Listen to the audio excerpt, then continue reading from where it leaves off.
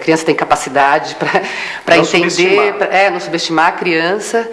E eu acho que é se permitir entrar com tudo mesmo no jogo, na brincadeira, e isso o teatro de animação ajuda muito, né, quer dizer, você, às vezes, um simples objeto que você manipula, você não precisa entregar tudo, a criança vai completar, né? E então isso é uma coisa que a gente trabalha muito, isso, porque você não tem que estar facinho, explicadinho, né? É se permitir o jogo, se permitir brincar e confiar porque a criança vai te dar e vai completar e vai estar junto.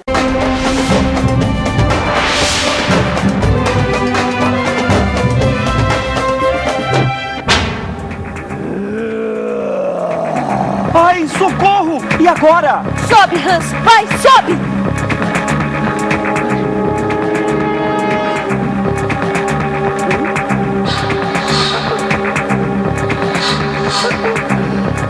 Ufa! Ah! Você viu? Não. Você viu? Eu não. Ai, eu vi! Ai!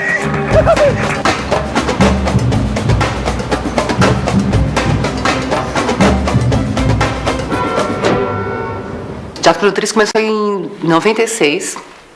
Eu e o Péricles havíamos estudado juntos na Unicamp, feito vários trabalhos, né, dentro da universidade. E aí aquela coisa, né? Se formou, começa a entrar para o mercado. A gente veio para São Paulo com alguns trabalhos. E aí surgiu a ideia, nós dois, de começar a trabalhar com bonecos. A gente já tinha tido uma experiência com bonecos na Unicamp, com um trabalho com a Elo Cardoso, de confeccionar bonecos, de montar um espetáculo que utilizava bonecos. E começamos os dois a nos aventurarmos, né? O Sesc tinha o Festival Internacional de Teatro de Bonecos. E em 96, um amigo nosso, músico, nos convidou para participar de uma performance.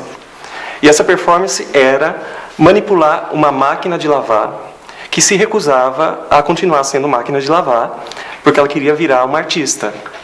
Então eu manipulei a máquina e a Márcia fez a personagem que seria a lavadeira. A roupa nessa máquina. Mas a máquina cuspia a roupa, sabe? Ela jogava sabão em pó, ela não queria. Eu sei que no fim ela acabava sendo engolida pela máquina. E o músico, no caso, aparecia e começava a tocar, batucar, e essa era a performance.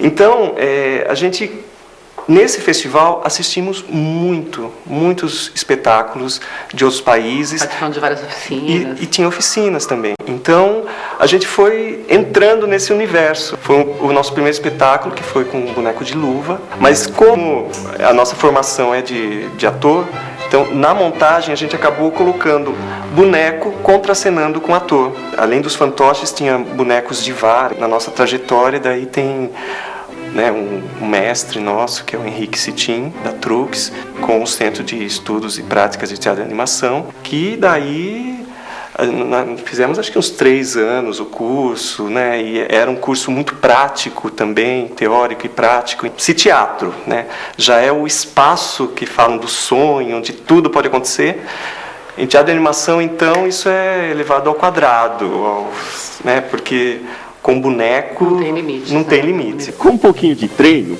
eu tenho certeza... Não! O quê? Por favor, madame, uma chance. Não! Por favor, põe! Madame, por favor. Definitivamente não. Essas técnicas vêm muito em função do espetáculo, às vezes da dramaturgia, do que a gente quer falar com aquele espetáculo, a gente aí acaba optando. Determinada técnica vai funcionar mais do que outra. Então a gente começou com luvas, alguma coisa com vara. Aí no Pinóquio a gente foi usar o burraco, que aí a gente aprendeu a manipulação com o Henrique. E em função da adaptação do Pinóquio, que a gente optou por colocar o Pinóquio no universo de uma marcenaria, a gente começou a descobrir também os objetos. Que ferramentas dessa marcenaria podem se transformar em personagens, né? Como a gente já tinha tido um contato com o teatro de objetos, então a gente utiliza o burraco e teatro de objetos. Num próximo espetáculo, que foi sobre a vida do Hans Christian Andersen, a gente continuou utilizando o bunraku. A gente já conhecia a técnica do Toy Theater, que são com silhuetas, e descobriu que o Hans Christian Andersen usava essa técnica para contar histórias. Então a gente utilizou a técnica, a gente trabalha com atores para fazer os personagens reais da vida do Andersen. O Andersen é um bunraku, e todos os elementos da fantasia do Andersen, seja da obra, ou seja, a gente coloca o Andersen desde criança, e como é a imaginação dele até ele crescer, se tornar um escritor, todos esses elementos que são da fantasia, a gente trabalha com as silhuetas. Então, em função um pouco da dramaturgia, do que a gente vai descobrindo que a peça pede, a gente vai explorando determinada técnica. Mesmo o teatro de sombras, né? No próprio espetáculo do Andersen, nós encenamos a história do soldadinho de chumbo. E daí tem aquele momento em que os dois se queimam e formam um coração. E aí a gente estava brincando, né, fazendo umas pesquisas aí com teatro de sombra e tal, e um dia a gente pegou um papel e queimou na sombra, e aquilo lá foi se desfazendo e tal, e a gente falou, nossa, e se tivesse uma silhueta do soldadinho, uma silhueta da bailarina que tem metade de coração, que se queimam de verdade e depois formam coração. Então a gente vai meio pesquisando, falando, nossa, vamos fazer assim, vamos fazer assado, vamos, né, isso daqui visualmente é forte, é legal e passa, né, toda a carga dramática da história no final, né?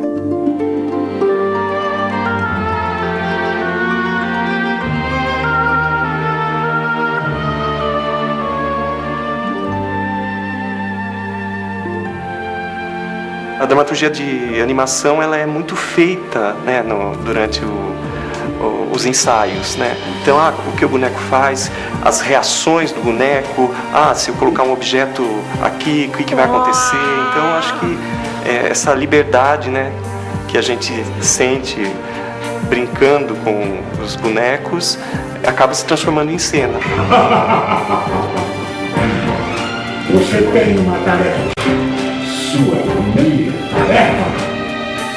Quero que limpe toda a minha casa e a deixe brilhando. Uma coisa que é legal também com teatro infantil, eu acho, é a comunicação direta. Isso é uma coisa que, de alguma maneira, né, a maioria dos espetáculos eles têm, sabe? Quer dizer, aquilo que eu falei da revelação de que isso é um teatro, isso é um boneco, e agora eu vou fazer o personagem e vocês vão acreditar.